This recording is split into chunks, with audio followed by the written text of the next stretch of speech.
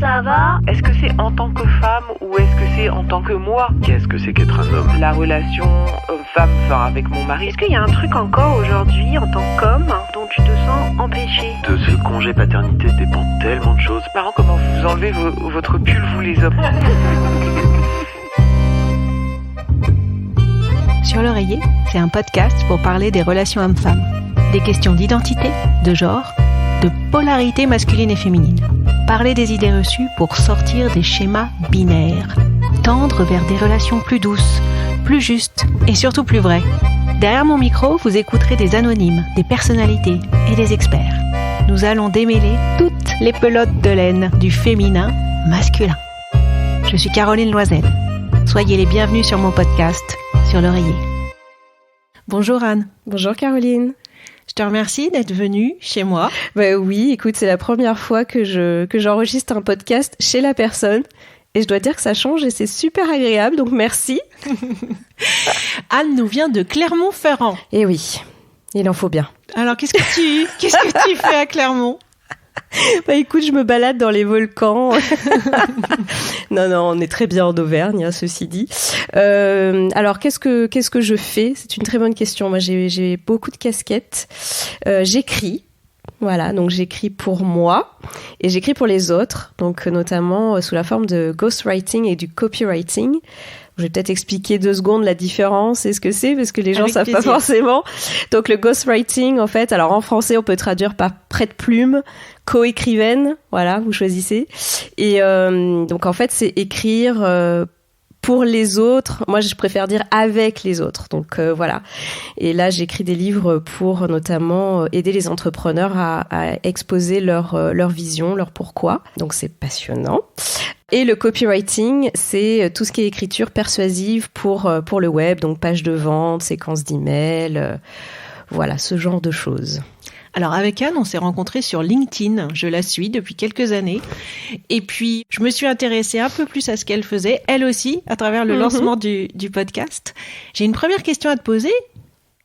Outre le fait que tu as ce métier que tu nous as décrit, tu es aussi à la tête d'un collectif. Oui, alors c'est le réseau Badass Gang, tout un programme. On est des badass. Et effectivement, donc c'est un réseau pour les femmes entrepreneurs. Nouvelle aventure, en fait, moi quand je suis devenue entrepreneur sur le tard.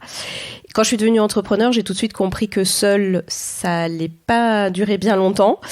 Et j'ai cherché un réseau. Et en fait, les réseaux que j'ai trouvés ne me convenaient pas. Alors attention, comme tu l'as très bien dit, je viens de Clermont-Ferrand, donc j'avais pas accès à tous les réseaux qui peuvent exister, notamment ceux qui sont à Paris, par exemple.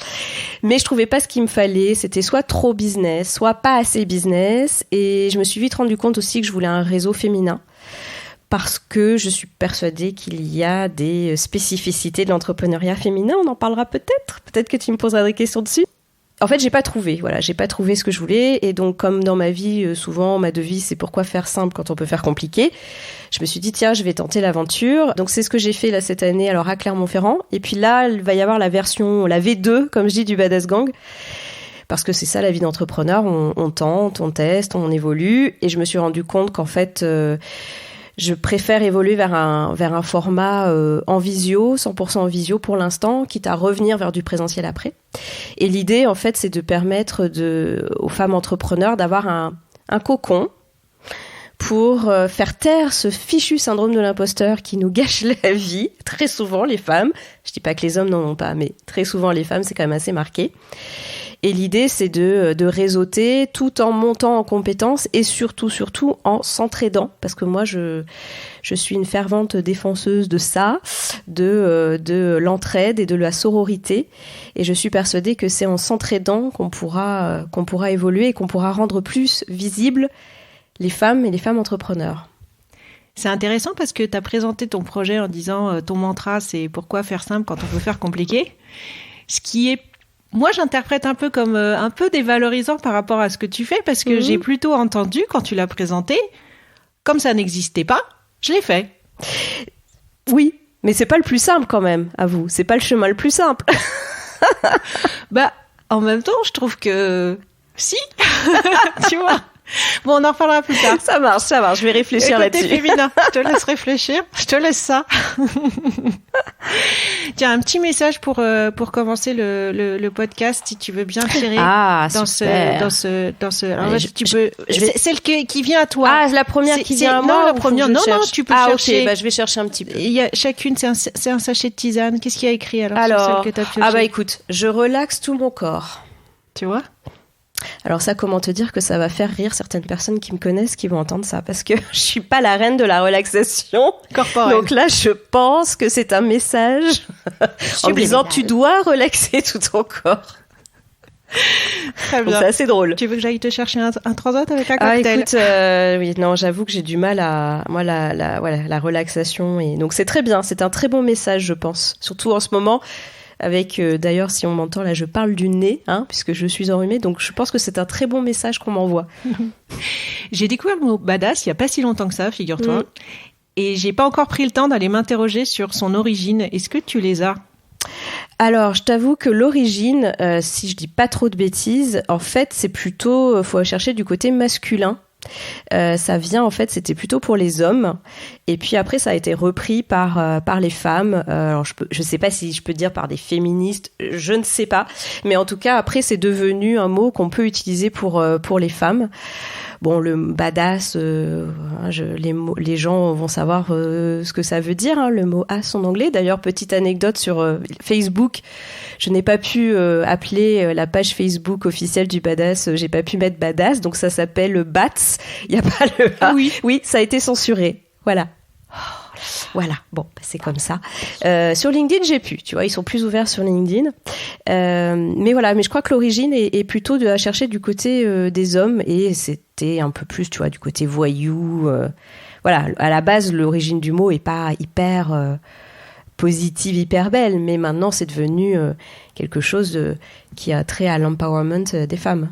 Et c'est le masculin, manifestement, qui donne de l'empowerment sur ce mot-là. C'est ça. On l'a, je pense qu'on se l'est accaparé, et donc c'est plutôt chouette. Est-ce que tu te présentes comme féministe? Et si oui, quelle définition tu te donnes à ta façon d'exprimer ce féminisme? Alors, je suis 100% féministe et j'ai aucun problème à l'avouer. Et je lutte justement pour que tout le monde, et quand je dis tout le monde, c'est hommes, femmes, ose dire qu'il ou elle est féministe. En fait, les gens ont encore peur de dire qu'ils sont féministes. Parce que il y a un côté, on voit tout de suite les extrêmes. Alors moi, c'est vrai que je suis pas fan des extrêmes, même si je me rends bien compte que dans l'histoire, s'il y avait pas eu des personnes qui ont lutté de manière extrême, on n'en serait pas là où on en est aujourd'hui, d'accord? Donc s'il y avait eu que des personnes comme moi, on n'aurait pas avancé bien vite, donc ok. Mais c'est vrai que je comprends, les extrêmes font peur. Et quand on dit qu'on est féministe, il y a toujours un petit moment de ok, t'es féministe, ou alors les personnes disent je suis féministe, mais tu sais, le fameux je suis féministe, mais. Et non, pour moi, on est féministe. Et mon féminisme à moi, c'est un féminisme, humaniste. Voilà, c'est vraiment l'égalité, la parité, et c'est juste en fait être pour l'égalité femmes-hommes.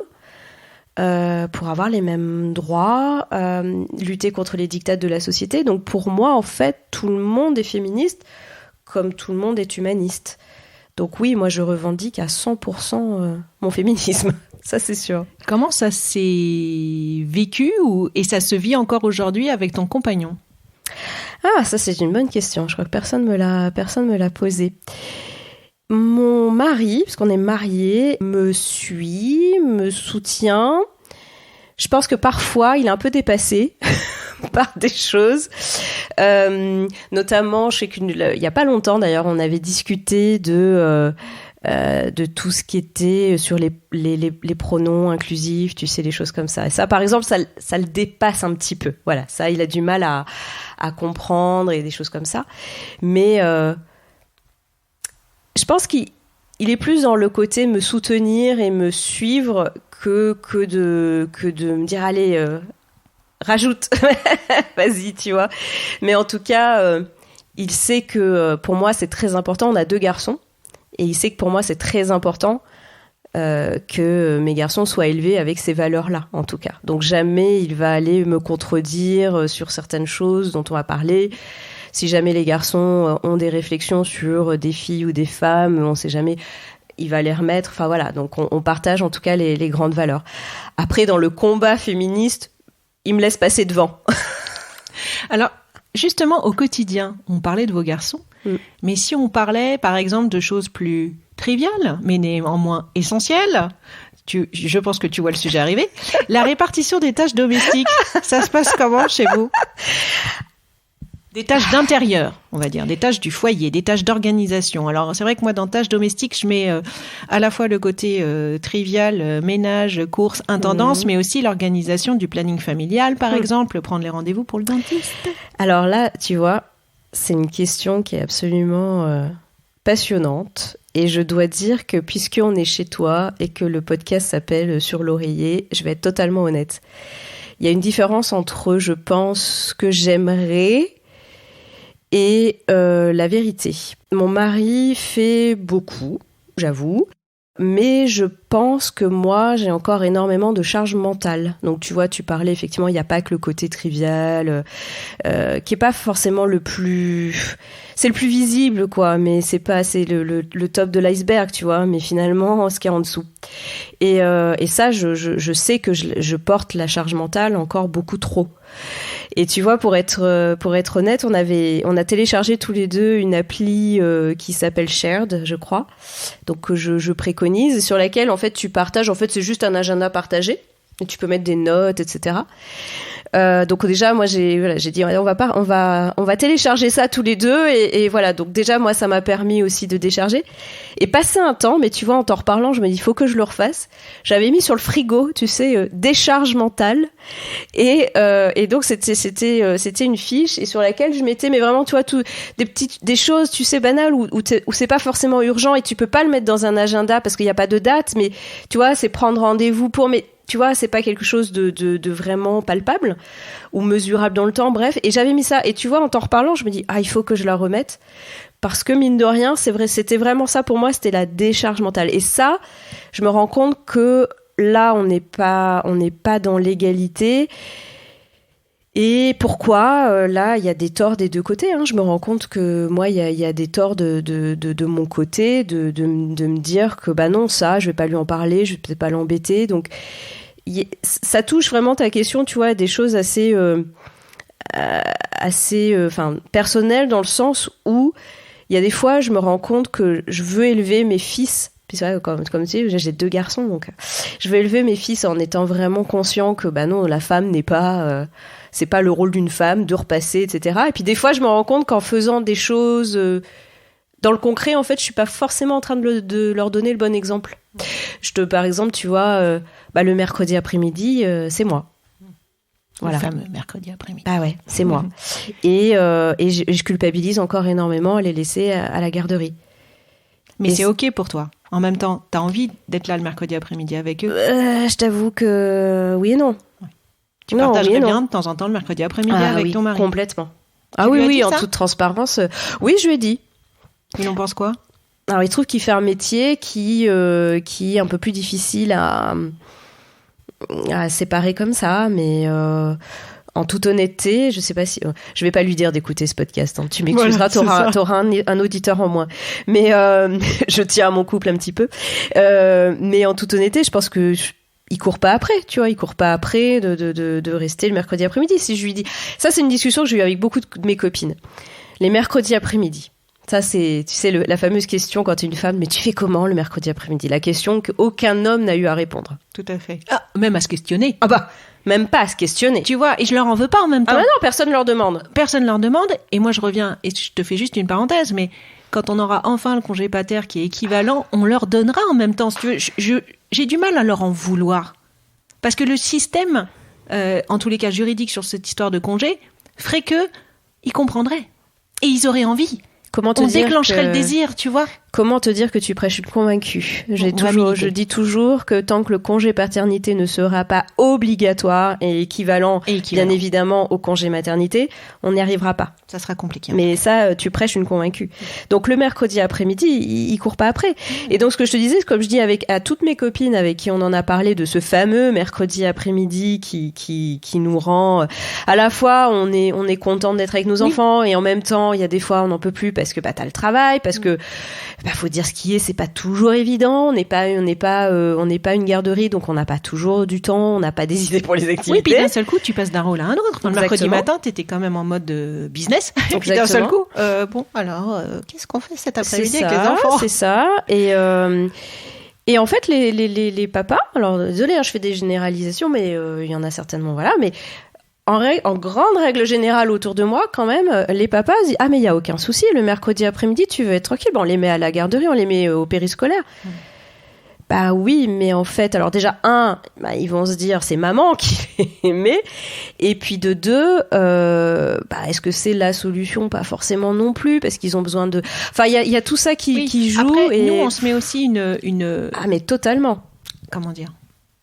Une culpabilité complètement de se dire quand même le mercredi après-midi. Alors on se met une culpabilité et la société nous la met bien quand même parce que tu vois ce qu'on vient de dire.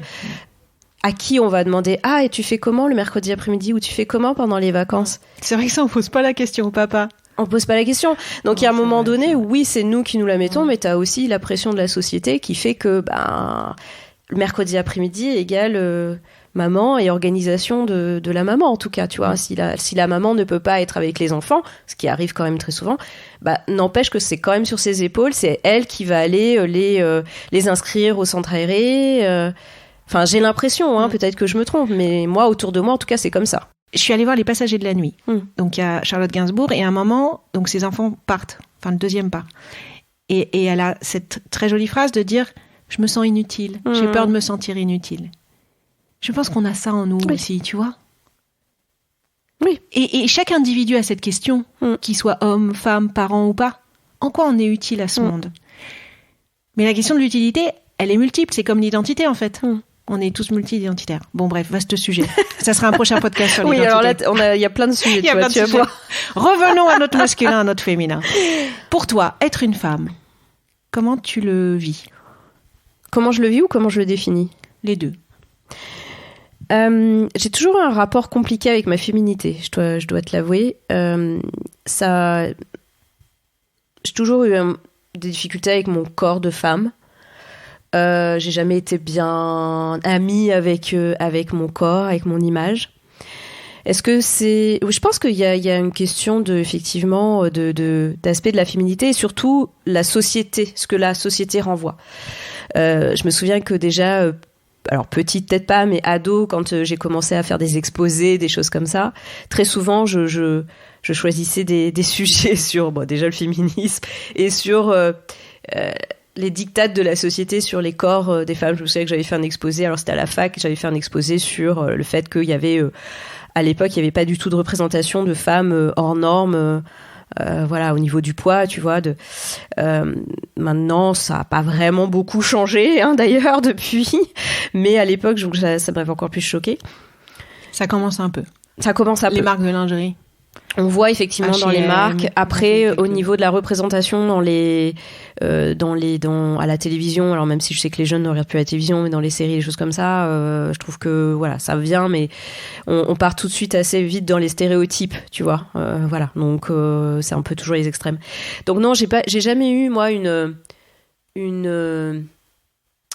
un rapport apaisé avec cet aspect-là. En tout cas, c'est la féminité et mon corps, tu vois. Je te fais une parenthèse parce qu'on va y aller dans le sujet du corps. Figure-toi, tu dois être au moins la 4e, la 4e femme que j'interroge. Et le sujet du corps, il revient tout le temps. Alors du coup, j'ai envie de creuser avec toi. C'est horrible, c'est triste. Ça tombe sur toi, Anne. Mais vas-y, je suis prête. Quels ont été les premiers éléments quand tu étais adolescent ? Qu'est-ce que ça veut dire le rapport à son corps ? Est-ce que ça veut dire qu'il y a des parties de ton corps que tu n'aimais pas ? Comment ça s'exprimait ? Moi je peux te dire en toute transparence, j'aurais jamais autant parlé de moi, bravo Caroline, parce que là les gens qui me connaissent vont se dire elle est douée. Moi Moi, j'ai toujours eu un rapport avec ma poitrine, par exemple. Ça a toujours été un problème parce que j'ai toujours trouvé que j'en avais trop, tu vois, par rapport aux autres, voilà. J'ai été aussi... Alors même si là, je trouve que mon corps est pas... j'ai pris du poids, etc. Mais j'en ai eu encore plus passé un temps et ce qui fait que j'ai très mal vécu ça. J'ai pas été trop sujette aux railleries, tu vois. C'était pas tellement par rapport finalement à ce qu'on m'a dit directement. C'est plus moi, comment je me sentais par rapport à l'image que renvoie la société. Et encore, moi, ce que je dis, j'ai eu de la chance parce que moi, à l'époque, j'avais pas les réseaux sociaux. Hein. Donc moi, ça me fait peur, là, les réseaux sociaux. Si on revient sur la poitrine... qui était un de tes premiers sujets d'éléments de ton corps que t'aimais pas trop. La société nous dit que c'est plutôt bien d'avoir une poitrine généreuse. La société te dit que c'est bien d'avoir une poitrine généreuse, mais quand tu vas acheter des vêtements, et notamment quand t'as, entre 15, mais même 20 ans, enfin peu importe, bah en fait, quand tu vas acheter des vêtements, les vêtements sont pas faits pour les poitrines généreuses. Je ne trouvais pas ma taille en soutien-gorge. Ah, même ta taille, tu la trouvais pas ? Non, je ne la trouvais pas. À l'époque, maintenant, tu la trouves ? Maintenant, je la trouve. Okay. Mais à l'époque, je ne la trouvais pas.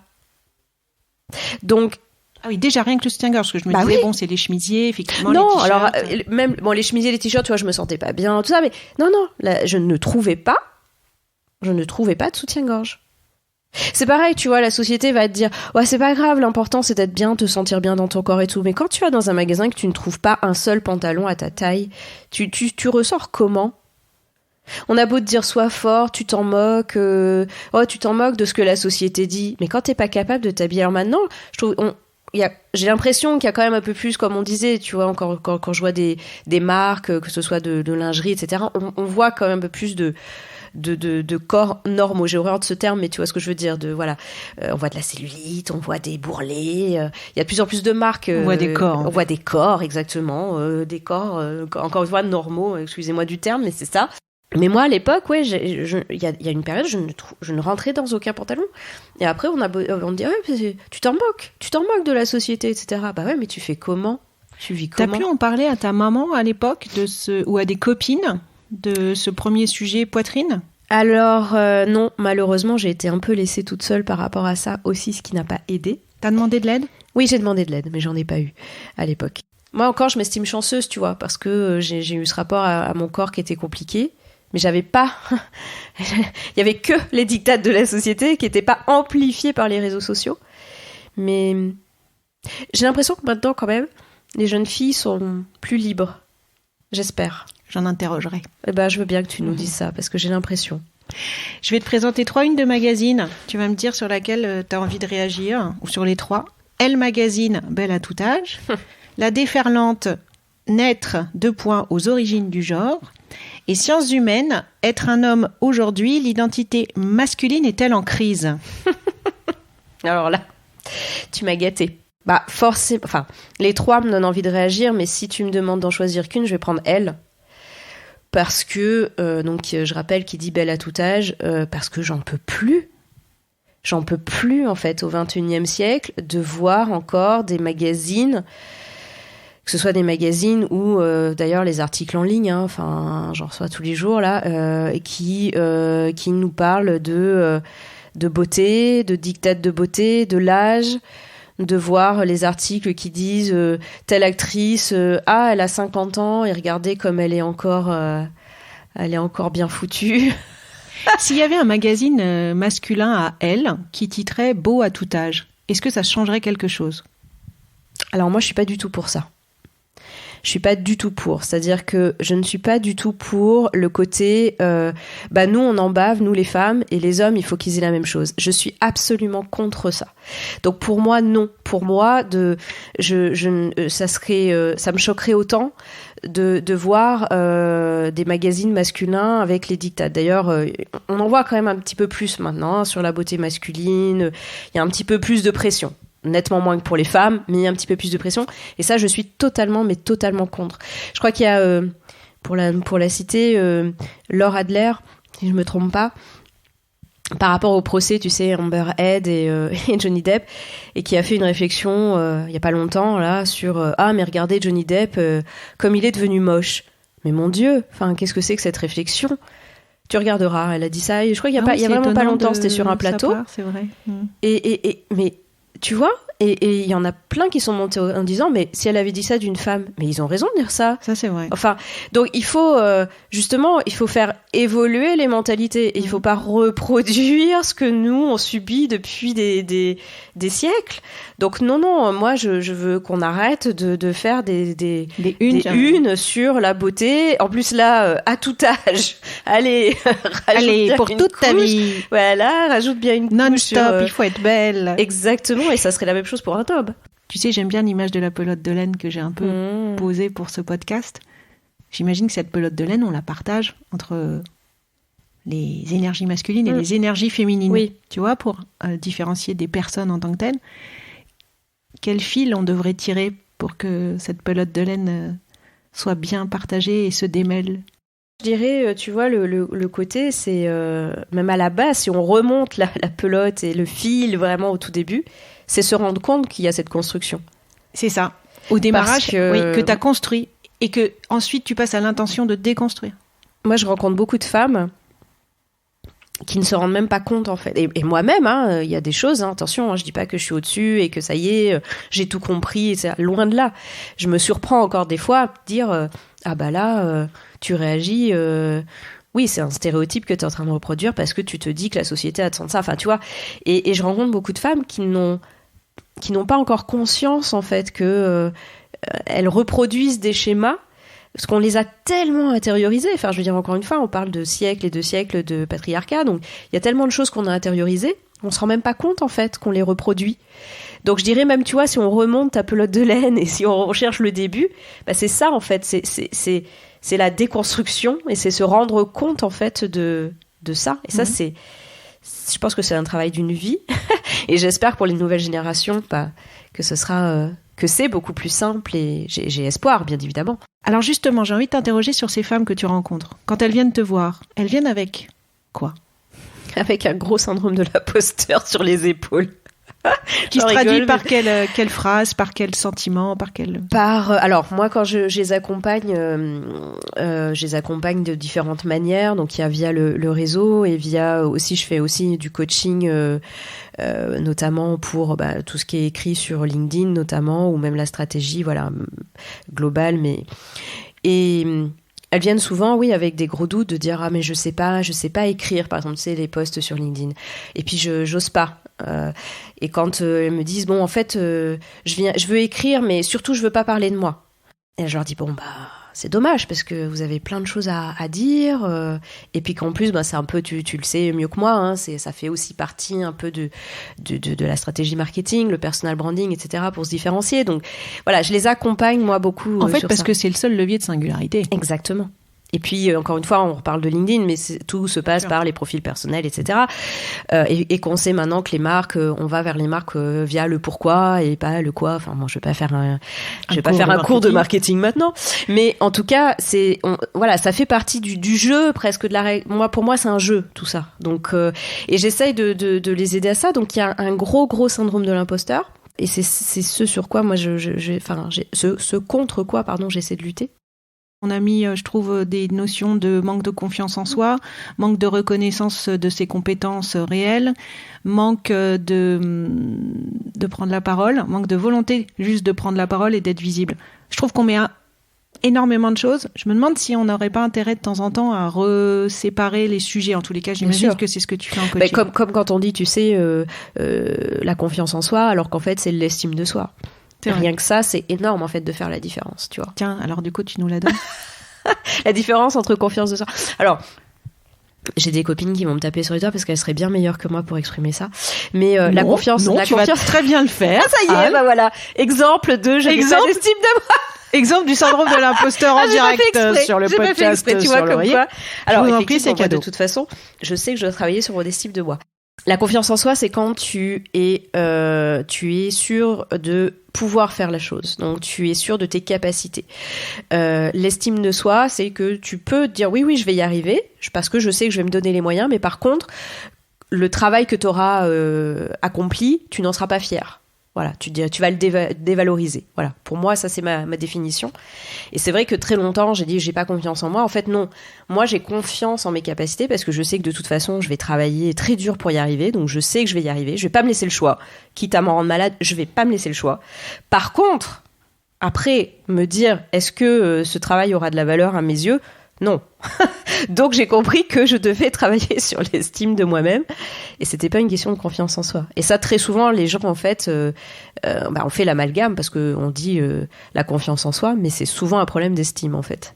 Aujourd'hui, est-ce qu'il y a un terrain de jeu sur lequel tu te sens encore empêchée en tant que femme ? Dans l'entrepreneuriat, en fait, dans l'entrepreneuriat, je sais que j'ai beau avoir, j'ai créé le réseau Badass et que je suis badass, etc. Je peux inspirer des femmes, notamment via LinkedIn où je suis assez présente, à oser, etc. Mais au final, j'ai bien ce syndrome de l'imposteur qui vient m'embêter aussi et qui des fois quand j'ai l'objectif. Qui est plutôt un rêve, tu vois, c'est la différence entre rêve et objectif, où j'ai la petite voix qui vient me dire, non, mais pourquoi toi, tu vas y arriver, tu vois. Et ça, tu penses que c'est lié à ton genre ? Il n'y a pas que ça, il y a mon histoire, bien évidemment. Mais est-ce que mon histoire est aussi liée à mon genre ? Tiens, petite anecdote par rapport à ça, et qui peut nourrir cette réflexion. Moi, avant, j'ai eu une vie, une professionnelle passée, j'étais prof. Donc rien à voir avec l'entrepreneuriat. Là, c'est vraiment le grand écart, tu vois. En même temps, tu vois, moi j'ai toujours dit, excuse-moi, je t'interromps, mais que prof ou enseignant, c'était quand même des tempéraments d'entrepreneur, parce qu'en fait, tu es quand même tout seul face à ta classe, tu gères ton cours. On est bien d'accord, mais ça, quand t'es dedans, tu t'en rends pas compte. Mais Maintenant, avec du recul, ça, je suis totalement d'accord. Et c'est le message que j'envoie aux professeurs là qui sont en grande détresse. Mon courage à eux en ce moment. Et parce que moi, j'ai fui, donc voilà. Mais pour ceux qui y sont encore, bon courage. Mais ceux en tout cas qui veulent partir, effectivement, le message, c'est de dire non, il y a plein de compétences et qui font d'ailleurs que ce sont des très bons entrepreneurs après. Ça, je suis totalement d'accord. Mais juste pour revenir à l'histoire du genre et des limites, en fait, c'est vrai que moi, j'ai toujours voulu faire prof, tu vois. Et après, quand je suis partie, je me suis dit, finalement, oui, tu voulais toujours être prof, ça. Mais je me suis rendu compte que la société aussi m'avait... Alors, quand je dis la société, c'est vraiment dans le sens large et mon entourage. Mais quand tu dis, tu vois... quand je disais, moi, je veux faire prof, c'est bien pour une femme. Ah oui. Ah oui, c'est bien pour une femme. T'as les mercredis après-midi, t'as les vacances. Ah oui, le fameux mercredi après-midi. Oui, t'as le mercredi après-midi, t'as les vacances. Donc, c'est bien pour une femme, tu vas pouvoir t'occuper des enfants. Tu vois le problème ? Et tu vois, maintenant, je sais pas, et je saurais jamais quelle part ça a joué dans ma décision de devenir prof. Je pense vraiment que je vais pas tout rejeter, tu vois, sur la faute des autres. Je pense que et je regrette absolument pas mon expérience en tant que prof. Mais tu vois, il y a quand même un côté où tu te dis il y a quand même quelque chose, tu vois, qui se joue encore au niveau du genre. Et même là encore, tu vois, moi je travaille de chez moi, mais c'est vraiment en plus un choix parce que j'adore ça. Je suis assez loup solitaire et j'aime beaucoup. Mais j'ai encore des fois de temps en temps des gens, c'est bien comme ça. Tu t'es pour les enfants, t'es là. Bon, j'ai pris une nounou, moi, qui reste jusqu'à 18h parce que je travaille, tu vois, jusqu'à 18h. Mais les gens ont encore, tu vois, cette notion-là. Donc il y a quand même quelque chose, tu vois, qui colle à la peau quand même au niveau du genre. C'est intéressant, tu viens de nous dire loup solitaire. Tu aurais pu dire louve solitaire. Oui. Je vais t'interroger sur ta part de masculin, ta part de féminin que tu as en toi. Vaste question. On a tous, je pense, des codes, les fameux codes dits masculins, dits féminins. On en a tous.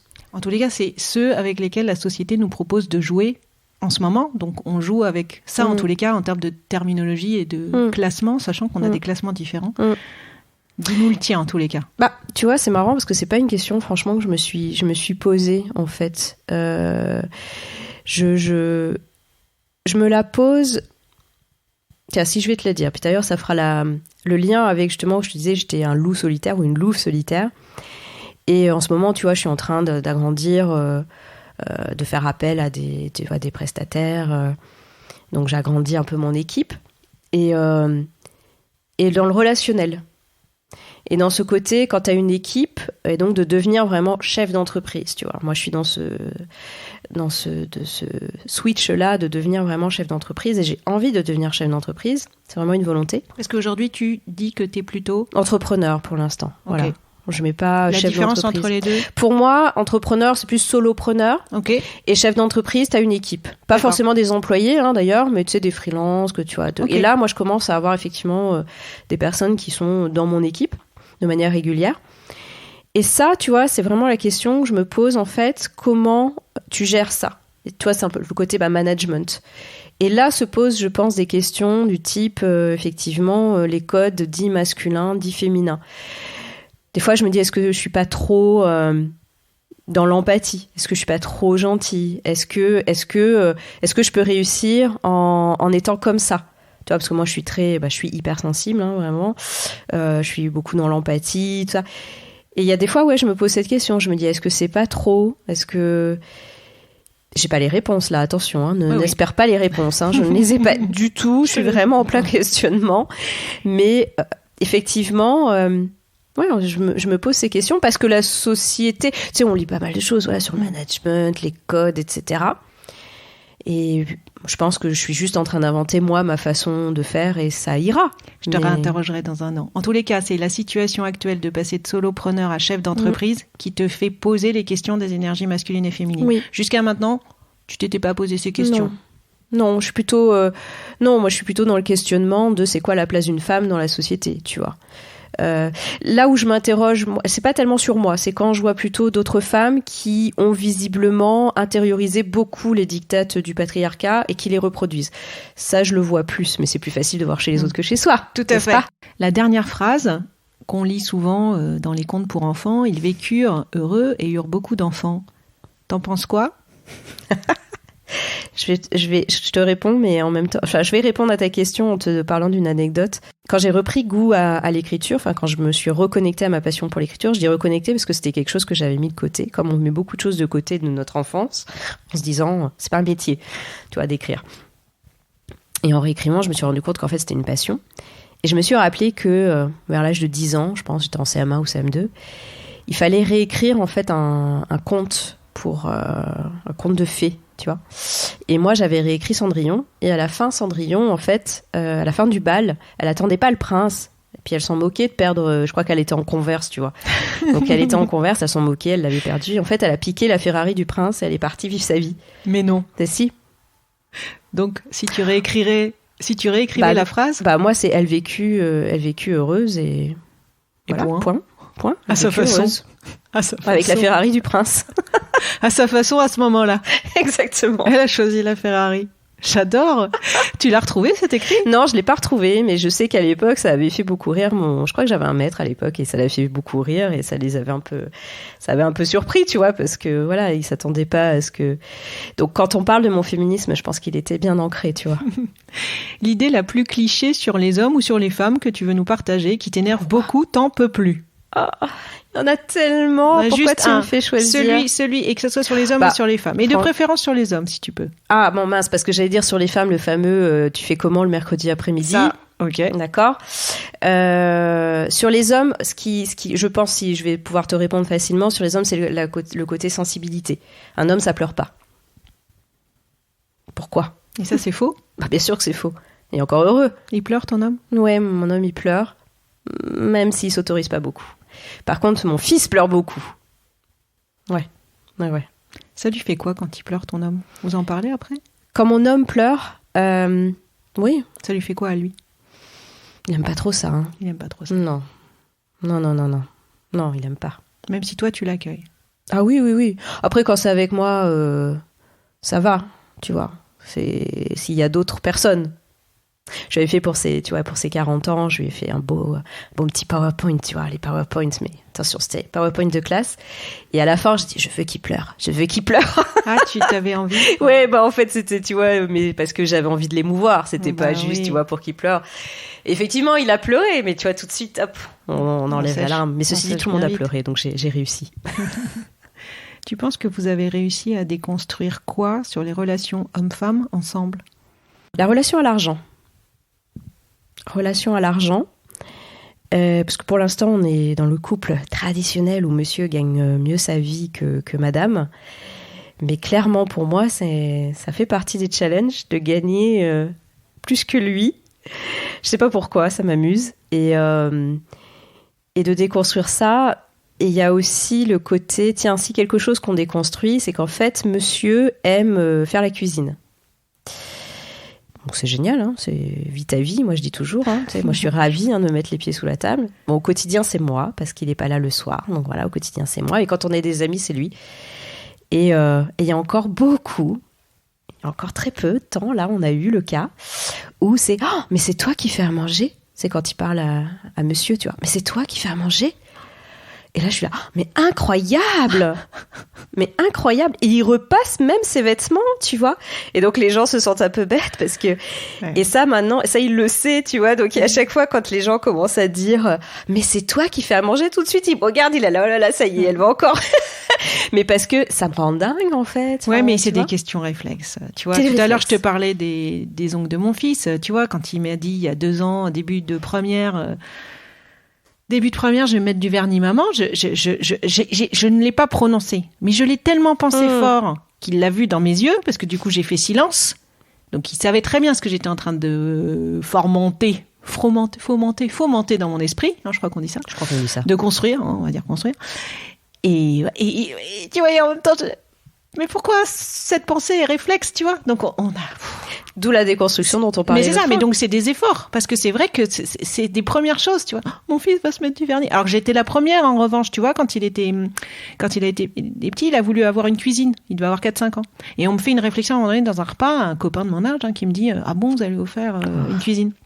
Je dis, bah oui. Parce que là, pour le coup, j'avais pas de sujet. Et donc vraiment sincèrement, et puis il me dit ah bon, ça vous pose pas de problème? Je dis bah non, écoute, moi je trouve ça sympa, j'ai envie d'avoir une petite cuisine, très bien. Et il me dit et je lui dis mais pourquoi toi ça te poserait un problème si jamais t'avais un fils? Il avait même pas de fils en plus encore, avec une fille je crois. Et il me dit bah je sais pas, quand même, tu penses pas que s'il devient homo? Alors déjà, tu vois, l'hyper raccourci de pensée, tu vois. Alors, donc tu vois, je creuse. Je préfère en rire. Non, mais tu vois, à cette époque-là, j'avais déjà, tu vois, je voulais comprendre, là, tu vois. Ah oui, parce que là, c'est vraiment, en fait, tu comprends pas, de déconstruire chez les autres. Tu vois, j'avais pas déconstruit chez moi, à l'époque. Ça, je savais pas faire. Mais je me dis, là, attends, il y a un truc. Et donc, je cherche, je dis, mais, et donc, enfin, qu'est-ce que ça ferait? Il me dit, bah, ça t'embête pas, du coup, tu seras jamais mamie. Et en même temps, je trouve ça hyper intéressant quand t'aides l'autre à déconstruire ce truc. Je sais pas si lui, ça lui a rendu service ou pas. Mais moi, je me suis dit, waouh, ah oui, on peut en arriver là. Donc finalement, il dit ça pour lui, parce que lui, il aurait peur de pas être grand-père. Donc en fait, c'est même plus la question de il est pour ou contre l'homosexualité, l'amour, c'est ce qu'il y a... Enfin, tu vois, non, en fait, c'est ce que souvent qu'on dit. De toute façon, c'est ton problème à toi. Tu me dis, mais c'est hyper égoïste. Enfin, moi, j'ai pas fait des enfants pour qu'ils m'en fassent, quoi. Et en même temps, ça faisait rejaillir quelque chose chez moi, parce que j'ai eu, certainement comme d'autres femmes qui nous écoutent, des réflexions de ma maman quand je n'avais toujours pas encore d'enfant, alors que ça faisait déjà plusieurs années que j'étais avec mon compagnon. Et cette fameuse question, tu sais, bah alors, quand est-ce que tu me fais un petit enfant? Quand est-ce que tu me fais un petit enfant? Je ne comprends pas la question, je suis très très énervée. Qu'est-ce que c'est que cette question? Attends, on va aller au magasin, tu vois, on va aller mais à l'époque, c'était des remarques que je me disais, c'est que dans ma famille. C'est tu vois, j'ai eu tout un moment, moi, où je me suis dit, non, mais c'est chez nous, en fait, ça se passe que chez nous. Et puis voilà, depuis quelques années, je me rends compte que... Non, mais en fait, non, ça existe un peu partout, malheureusement. En ce moment, tu es à la conquête de quoi? Mon équilibre. Le fameux équilibre. Je suis à la conquête de me reconnecter à... de transformer mon rêve en objectif.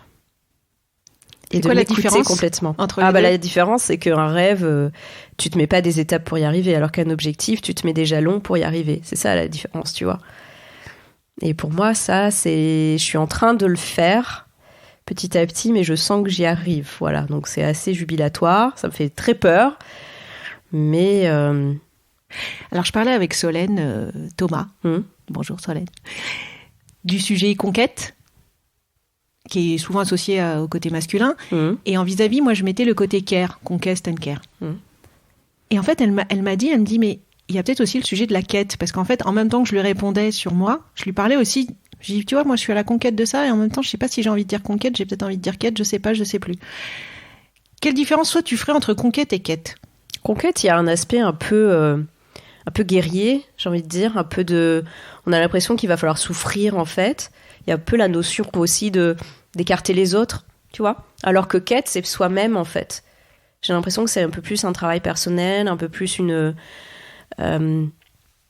plus apaisé aussi, tu vois. C'est la quête de la sagesse, tu vois, des choses comme ça. Donc, je préfère le terme quête. Pour le sujet que tu viens d'aborder, tu te sens plus en tempérament de conquête ou en tempérament de quête ? Jusqu'à maintenant, j'étais plus en conquête contre moi-même. Donc en lutte contre moi-même, tu vois, toutes mes croyances limitantes, les choses comme ça. Qui t'empêchaient de. Ouais, exactement. Et là, j'ai l'impression que je suis en train de glisser vers une quête un peu plus sereine et, tu vois, un alignement un peu plus serein. Donc j'ai l'impression que je suis en train, tu vois, de glisser vers ça. Et de quoi tu prends soin en ce moment pour un équilibre des relations hommes-femmes, que ce soit dans ton couple ou ailleurs ? Je prends soin de moi. En tout cas, j'essaye. C'est pas quelque chose de facile, parce que ça aussi, c'est quelque chose à déconstruire. Je me suis laissée passer après tout le monde pendant très longtemps, ce qui m'a valu un bon burn-out, comme beaucoup de femmes que je rencontre, notamment dans l'entrepreneuriat, qui sont devenues entrepreneurs après un burn-out. Qu'est-ce qui t'est arrivé ? Ouais, moi, c'est ce qui m'est arrivé. Alors, c'était un burn-out, comme je dis, un burn-out mixte, c'est-à-dire que c'était à la fois pro et perso, mais je pense que les burn-out, de toute façon, c'est un bon mélange de choses qui vont pas bien, hein, pour parler poliment. Ce burn-out, en fait, c'est que je m'étais complètement oubliée, tu vois, après, déjà dès la naissance de mon premier et après la naissance de mon deuxième, alors là, c'était pire. Et, c'est à la naissance des enfants que c'est arrivé. Ouais. L'oubli a commencé. Oui. Ça s'était construit, si tu veux, avant, parce que justement, c'était le côté, tu deviens maman, donc d'où ça vient, c'est pas du jour au lendemain, mais tu vois, la place de la femme, le fameux, tu sais, c'est cool, tu seras prof, t'auras ton mercredi, donc rajoute de la pression. Mais effectivement, à la naissance de mes enfants, là, je me suis complètement oubliée.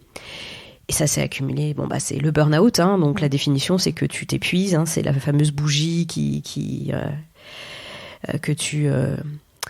que tu brûles au fur et à mesure. Et là, donc, c'est effectivement de se refaire passer avant, de se dire, être égoïste, c'est pas mal de temps en temps, de s'écouter. De devenir entrepreneur, ça m'a permis de m'autoriser à faire ça, en fait, et de me rendre compte que, j'adorais travailler et que, j'avais pas effectivement envie de passer toutes mes journées avec mes enfants, et que c'était ok, et que le temps que j'allais passer avec eux, j'en aurais moins qu'avant, mais ça allait être plus de qualité, et que parce que j'étais plus heureuse, tout le monde allait être plus heureux. Et ce qui se passe, mais ça, ça a été quand même assez long, tu vois, d'arriver à ça, et encore maintenant, on en parlait tout à l'heure, je culpabilise encore beaucoup de les laisser, tu vois, la mercredi, ils vont aller au centre aéré. T'alternes pour l'instant. Comment ? T'alternes pour l'instant. Le fameux oui, j'alterne. Tu fais 1 sur 2 ? 1 sur 4. 1 sur 4, ils sont ailleurs. Comment te dire ? Il faudrait que ce soit ça. Pourquoi je dis il faudrait ? Alors, là, c'est pas une injonction que je me mets, mais disons que je sens que si j'avais pas cette culpabilité, ils iraient plus souvent au centre aéré. Oui, parce que qu'est-ce qui te freine ? Mais la culpabilité. La culpabilité, mais par rapport à qui ? Par rapport à, je sais pas, par rapport à ce que j'ai intégré depuis des années. Ma mère, si on veut, tu vois, si je m'allonge là, si je te raconte ma vie, ma mère, les injonctions de la société, le fait que je me dis, s'ils vont au centre aéré, ils vont être fatigués, donc après, ils vont pas être bien, enfin... Ouais, plein de choses. Mais plein de choses. Et tu vois, on disait la déconstruction, et ça, clairement, je dois encore travailler là-dessus. Oui, j'aime pas, j'utilise beaucoup je dois, il faut que, parce que je me mets encore, allez, rajoute-toi des injonctions. Mais c'est sûr que, voilà. Donc, mais c'est un millefeuille. Il y a plusieurs choses à déconstruire. Et là, pour le coup, j'implique beaucoup plus le papa, en disant, par exemple, tu vois, un truc tout bête, mais en disant, c'est toi qui leur dis qu'ils vont au centre aéré. Parce que le papa, il travaille pas à la maison. Donc, tu vois, c'est côté, oui, mais c'est maman qui nous met au centre aéré. Non. Papa, il est pas là, mais vous lui reprochez pas, papa, de pas être là. Donc parce qu'ils te le reprochent, les enfants ? Ils savent jouer un peu sur ma culpabilité, oui. Tu sais, les enfants, ils sentent. Ils tu vois, il y a une petite brèche, hop, ils passent dedans, ils l'agrandissent. Donc oui, ils sentent. Donc ils ont, tu vois, alors qu'en fait ils reviennent, mais ils sont ravis. C'est ça le pire. Bah oui, parce qu'on s'éclate au centre aéré aussi. Ils sont ravis, mais sur le coup, c'est parce qu'ils sentent que maman elle hésite un petit peu, tu vois. Enfin bon. Donc ça, c'est un work in progress, tu vois. Là, faut peut-être que tu te mettes en mode conquête, quand même, au démarrage. Ouais, je suis peut-être encore en mode conquête sur le sujet du mercredi après-midi. Le sujet des mercredis, je vais me remettre en mentalité conquête. On va inverser les rôles. Quelques minutes. Est-ce que tu as une question à me poser ? J'aimerais bien te poser, tiens, par rapport à ce côté homme-femme, quelle est l'injustice, toi, qui te rend dingue et que si tu avais une baguette magique, tu t'aimerais anéantir à tout jamais? Je crois que le principal, parce que ça m'a touchée, en plus quand je suis rentrée de congé maternité, j'ai vécu ce truc que je croyais que c'était que pour les autres, qui était d'être mise dans un placard. Mon poste n'existait plus. Voilà. Et voilà, et je me rends compte que franchement, voilà, en fait, c'est injuste. C'est injuste et ça plante hyper mal le clou de tout, de la relation homme-femme, de façon générale, au travail, dans ton couple, par rapport à ta famille. Moi, j'ai eu aussi dans la famille une remarque, mais tu vas pas te mettre au 4/5e ? Bah non, en fait, je vais pas me mettre au 4/5e, j'ai envie de me retrouver, d'avoir mon boulot à 100%, et encore plus qu'avant. Parce qu'il figure-toi que mon congé a dû être un petit peu plus long parce que Victor est né avec une malformation qui a pu être solutionnée après plusieurs années, mais j'avais encore d'autant plus le fait, j'avais vraiment très envie, j'ai trouvé le métier. Pour moi, ça a été un métier, une activité à part entière. J'ai trouvé très très dur ce congé. Je me sentais isolée. Je l'ai trouvé à la fois agréable parce que nouveau, parce que surprenant, et très agréable évidemment de m'occuper de mon petit bébé, mais en même temps j'ai trouvé ça difficile. Et puis je m'étais tellement fait, j'avais eu une amie qui avait été enceinte avant moi, et je me rappellerai toujours de cette anecdote, et elle me dit tu te rends compte, des fois j'ai même pas le temps de prendre ma douche. Et là j'étais là, non mais ça c'est parce que c'est ma copine. T'es mal organisée. Oui, voilà. Non mais je n'avais rien dit, tu penses bien, mais dans ma tête je me suis dit non mais ça c'est parce que c'est ma copine X, c'est bon quoi. Moi évidemment j'aurais pris ma douche depuis 7h du matin, tu vois. Eh ben, rien du tout. Et non. Et ça, je pense que, tu vois, si même en tant que femme, tu penses que le congé, déjà, ça ne devrait même pas s'appeler congé. Je suis pas la première à le dire, mais déjà, alors ça là, devrait pas on est s'appeler bien congé d'accord. parce que c'est tout sauf un congé. Ouais, complètement. J'étais beaucoup plus fatiguée après ma journée avec mon bébé qu'après des journées de travail. Pour moi, rentrer au travail, c'était ça y est, je vais retrouver une vie, tu vois. Non, mais limite, je vais retourner en vacances, quoi. On est bien d'accord. Et ça, tu vois, de fait, même moi, j'avais pas idée de ça. Donc, comment veux-tu que les hommes, ils aient idée de ça s'ils ne l'ont pas vécu ? Donc, la principale injustice, elle est là, c'est d'où, mais et en même temps, j'ai pas envie de la poser la question comme ça. En fait, on s'en fiche maintenant d'où ça vient. Juste, quand est-ce que on change ce truc maintenant? Je suis très contente de la loi qui va permettre à des femmes 40%, on va être dans les quotas, etc. Tu vois, dans les COMEX, etc. Ok, mais là déjà on s'adresse à une infime partie des femmes. La chose la plus populaire, la plus accessible, tout le monde aura droit, c'est congé pater égale congé maternité. Voilà. Et donc je trouve ça injuste et il faut vite qu'on et comme tu l'expliques si bien, ça débloquerait tellement de choses. Moi, tu vois, petite anecdote par rapport à ça. Moi, j'étais donc à l'époque, j'étais prof. Donc tu vois, j'étais certes dans une école d'ingénieur, mais qui était quand même dans le public. Quand j'ai annoncé que j'étais enceinte de mon premier garçon, moi, je suis allée voir donc mon responsable hiérarchique et toute contente, tu vois, j'arrive, je dis je suis enceinte. Et puis, tu sais, très naïve. Donc, je m'apprêtais, j'attendais qu'ils me disent, félicitations. Donc, j'avais déjà mon merci, tu vois, qui était prêt. Et en fait, il fait, comment on va faire? C'est-à-dire, je comprends pas bien. Et alors après, le coup fatal après, ça a été, mais de toute façon, tu vas revenir avant la fin de ton congé. C'est-à-dire, non, je vais pas revenir. Non, c'est un droit. Les femmes se sont battues pour ce. Non, je vais pas revenir. Non, je comprends pas. Et en fait, parce que j'avais une collègue qui était revenue avant son congé. Alors, je ne vais pas juger. Chacun fait ce qu'il veut. Chacune fait ce qu'elle veut. Mais je trouve ça un peu dangereux parce que quand même, y a des choses et que du coup, tu donnes pas un bon exemple. Bon, bref, voilà. Ça, c'est mon opinion qui est peut-être pas populaire. Mais Mais voilà, donc tu vois, pour te dire qu'effectivement, ce genre de choses, ouais, c'est banal aussi, tu vois, et je m'y attendais pas moi non plus à avoir ce genre de réflexion et puis la pression à la fin du congé, ils avaient calculé le jour près, sauf qu'ils s'étaient trompés, enfin bref. Et ça peut venir des hommes et des femmes. Hein. Moi, j'ai eu dans mon équipe une collaboratrice qui est tombée enceinte, ça faisait quelques mois qu'elle était là, je sais plus si ça faisait 3, 6, tu vois. Et j'ai eu la réflexion à l'époque de ma manageuse, oui, N+1 ou N+2, peu importe, qui m'a dit, ça se fait pas. Oh. C'était une femme, hein. Oui. Bah, c'est toujours une femme d'ailleurs. Bon. Oui. C'était, tu vois, et moi, alors que moi, j'accueillais ça avec. Oui. Félicitations, c'est chouette. Tu vois, voilà, et on. Contente pour elle. Voilà, on va voir comment on va s'organiser. Voilà, du coup, il faut qu'on organise ta passation. Mais tu vois, j'étais très heureuse et à aucun moment je me suis dit, ça se fait pas. Mais qu'est-ce que ça veut dire? Mais comment ça se fait pas? Parce que ça fait 5 mois que t'es là, mais tu crois que ça se programme? Oui, mais elle l'avait forcément anticipé. Et alors, à un moment donné, on les fait quand, les enfants? Ouais. On part en vacances, c'est ça? Entre deux boulots? Parce que. Donc il faut absolument que le congé pater égale le congé mater, sinon on aura toujours ça en différence, quoi. Totalement. Et puis la façon d'organiser le travail, tout ce qui est les fameuses, oui, tu sais, les dizaines, parce que les femmes justement entre 30 et 40, c'est là où leur carrière stagne, alors que les hommes, Sauf qu'après, tu vois, ma question c'est comment. Parce que là, on a besoin des hommes, comme sur tous les sujets. Enfin, moi, ça, c'est ma conviction profonde.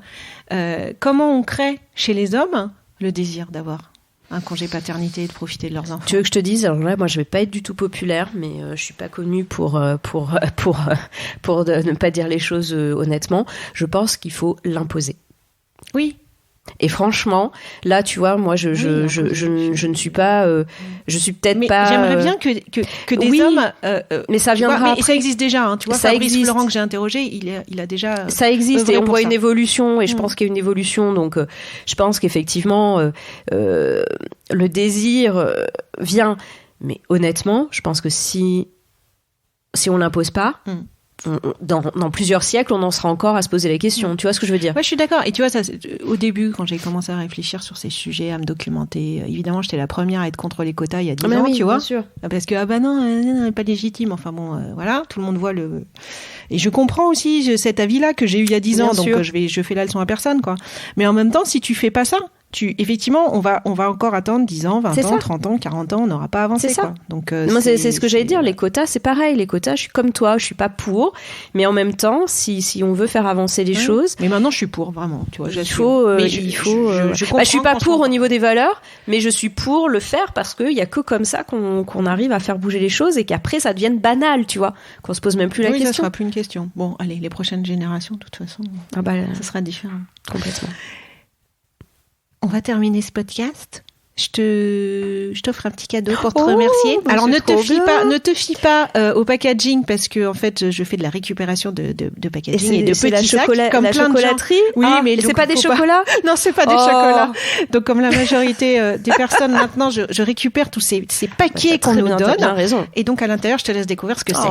Alors, je vais ouvrir du coup pas de chocolat. Oh, déjà, alors je vois que c'est un livre. Alors déjà, ça ne peut que me rendre. Est-ce que tu l'as lu? Alors, non, mais j'ai honte de dire que je ne l'ai pas lu, mais du coup, je suis ravie de le recevoir. Donc, c'est La cause des femmes de Gisèle Halimi. Écoute, merci énormément parce que effectivement, je dois avouer que je ne l'ai pas lu et je suis absolument ravie de combler cette lacune. Il y en a tellement. Et je voulais juste partager ce qu'il y a écrit derrière la couverture qui m'a marquée. Les femmes ont la responsabilité d'impulser une nouvelle dynamique de changement. Enfermée dans son rôle féminin, la femme ne mesure pas à quel point son oppresseur est lui-même prisonnier de son rôle viril. En se libérant, elle aide à la libération de l'homme. En participant à égalité à l'histoire, elle l'a fait autre. Et j'aime beaucoup parce que, figure-toi, si aujourd'hui on est là sur l'oreiller, c'est parce que un des premiers livres que j'ai lu, c'est King Kong Theory de Virginie Despentes, et que dans les 15 premières pages, tu as cette phrase qui est ce que dit Gisèle Halimi, et qui est tellement vrai. Tout le monde a tout à... Je ne sais même pas si j'ai envie de dire gagner, parce que tu vois, on n'est pas dans une conquête, il n'y a pas perte-gain. C'est tout le monde a évolué pour le meilleur, dans une quête d'un mieux-être pour tout le monde, les femmes et les hommes. Ah mais alors là, totalement. Et puis j'aime beaucoup cette façon de voir, effectivement, parce que là on a beaucoup parlé du carcan dans lequel les femmes sont enfermées, mais les hommes énormément aussi. Mais je sais qu'à travers ton podcast, tu vas parler de cet aspect, donc c'est absolument merveilleux. Mais effectivement, et c'est de nous, en fait, notre effort à nous les femmes justement de déconstruire ça va permettre également aux hommes de se libérer de leur carcan, parce qu'il y en a quand même, moins que pour les femmes, je pense, mais il y en a quand même beaucoup. Et donc c'est merveilleux en fait de se dire qu'on va leur faire ce cadeau-là. Et ce que j'aime beaucoup aussi dans ce que dit Gisèle Halimi ici et ce que disent d'autres personnes, et ce qui n'est pas toujours populaire auprès des féministes, il y a pas mal de débats là-dessus, mais la responsabilité des femmes. Parce qu'il y a des courants féministes qui disent non, les femmes, faut arrêter de mettre la pression sur les femmes. Mais moi, je suis encore une fois, je suis entre les deux. C'est-à-dire que pour moi, il y a les deux. C'est-à-dire qu'effectivement, il faut que la société évolue. Mais il y a aussi notre part de responsabilité. On en parlait, c'est la déconstruction exactement, de nous-mêmes, se rendre compte de qu'on nos a réflexes. Exactement, qu'on a intériorisé des dictates, et ça c'est notre rôle. Il y a aussi, moi j'aime beaucoup le livre de Sheryl Sandberg, Lean In, ça doit être En avant toute en français. Elle a été pas mal critiquée sur ça parce que allez, c'est encore aux femmes de faire l'effort d'aller s'asseoir à la table justement des réunions, etc. Mais oui, je pense qu'il y a les deux, c'est-à-dire qu'à la fois il y a le côté il faut y aller. Et moi c'est ce que je prône dans tout ce que je fais, notamment à travers le Badass Gang. Il y a un moment où oui, il faut y aller. Et puis en parallèle, c'est vraiment l'expression d'anglais de se rencontrer à mi-chemin, quoi. C'est ça en fait. Mais si personne fait un bout de chemin, on va pas y arriver. Donc j'aime beaucoup ce côté de dire effectivement les femmes ont la responsabilité d'impulser une nouvelle. Et puis en plus, juste pour finir là-dessus, on voit quand même la société, y a quand même des petites choses quand même qui vont pas. Donc si on continue sur les mêmes bases, c'est pas terrible, quoi. Donc je pense que d'impulser cette nouvelle dynamique de changement, et notamment à travers l'entrepreneuriat, c'est pas mal, non ? Chaque effectivement, je suis d'accord avec toi. Chaque genre a sa part de chemin à faire. Eh bien, je souhaite longue vie à Badass. Merci. Et merci Anne d'avoir accepté mon invitation. Merci à toi Caroline, c'était un super moment. Merci. À bientôt. À bientôt.